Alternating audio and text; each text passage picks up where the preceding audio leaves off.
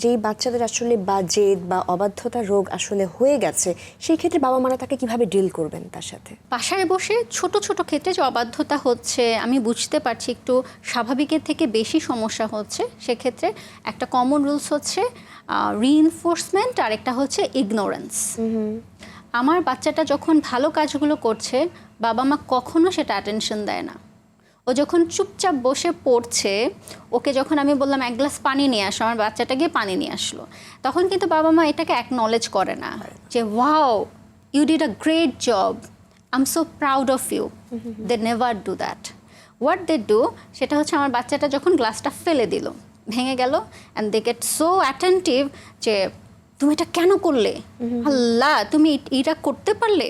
So আমার বাচ্চাটা কি শিখে, যখন আমি নেগেটিভ কাজগুলো করি, আমার প্যারেন্টসরা হচ্ছে মোর অ্যাটেন্টিভ হয়, I get more attention. So তারা ওই কাজগুলো বেশি বেশি করতে থাকে, ভালো কাজগুলোকে না করে। সো আমাকে কি করতে হবে, পজিটিভ কাজগুলোতে আমাকে রিইনফোর্স করতে হবে।